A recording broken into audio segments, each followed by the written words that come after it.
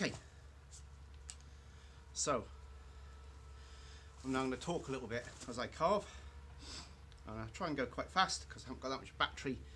I really ought to have charged my phone. I'm sorry about that. I'll have to do it again if it all goes pear-shaped. So this will sort of show the sequence I use, and I'll talk a little bit about the grips I'm using.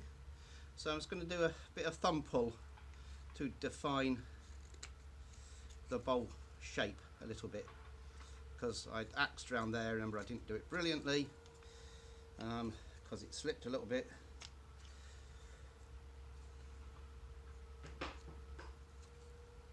So that's not bad. Then we use a lot of reinforced pull stroke to shape all these shoulders and things around here. And you see, I tend to rarely, I do have some templates, but mostly I just carve visually. I kind of prefer it.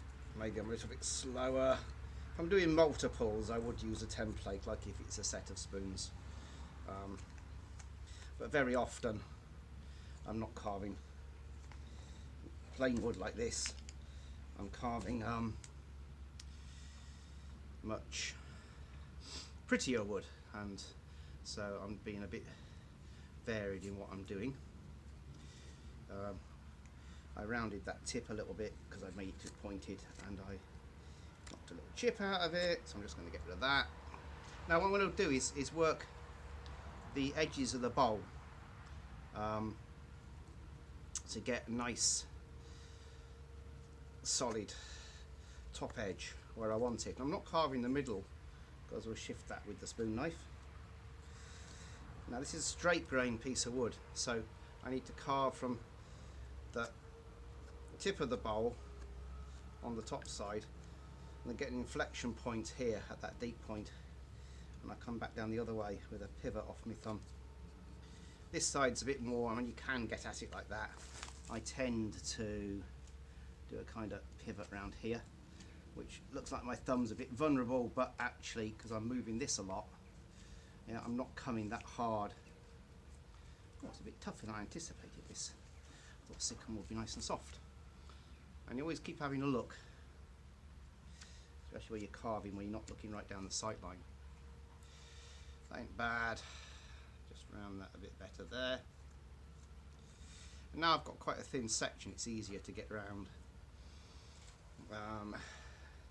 Sort that out around that shoulder. There's a lump there, I'll get rid of that.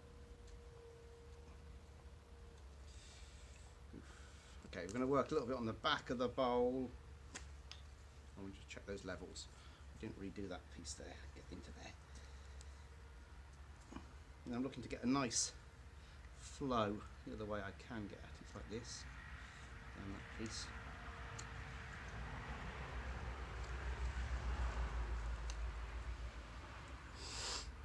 There, roughly even. That's what we're looking at. Getting a curve through the bowl there in this style of spoon. I mean, other spoons have flat tops to bowls, but this one, this is more in the... Ooh, it is softer wood I've been carving recently. Going a bit aggressive there. Right, so big thing for most of you beginners is spoon bowls.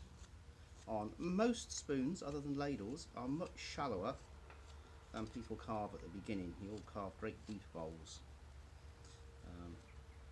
So with this, I only need an eating spoon. Okay, got a bit more depth back here still, but this piece here, it's only got to be a few millimetre. Else you've just got a bit. If you look at a metal spoon, a normal spoon-shaped metal spoon, okay, that was a little bit of thumb push just tidying that up. And obviously I could spend longer and do it a little bit better, but they might be cleaned up cuts afterwards anyway, as long as I've got the shape I want. Okay, just going to thin that out there. So the bottom of the bowl's not bad. I work these shoulders a little bit. So here, You might look at my hands exposed there, but I'm carving in this thing, so that tip is never reaching my hand. Alright, if you see my spoons, I tend to have several little facets through that section. This one, depending how hard the wood is, you can get at it this way to remove the bulk. But I tend to hold here, and again pivot so it can't hit my finger.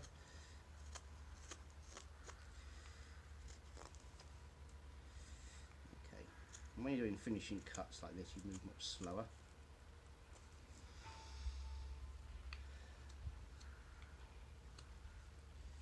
Alright.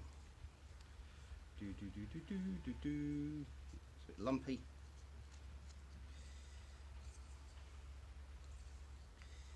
What's going on there? Okay, we're not a million miles away.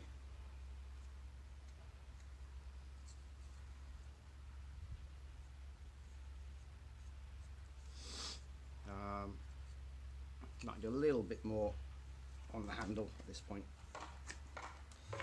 But this is chest lever. I would recommend you spend a long time getting your sort of variants on the chest lever working.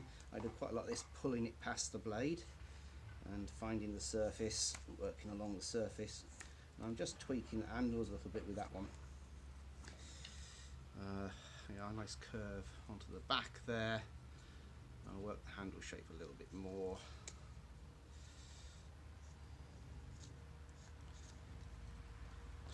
And that top surface is very flat at the moment, but I'll shape that a bit more in due course. I'm just going to bring those curves in a bit. Ooh, mucked that one.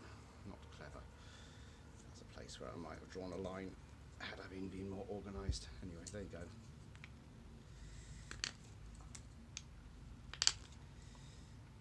Clear out those bits.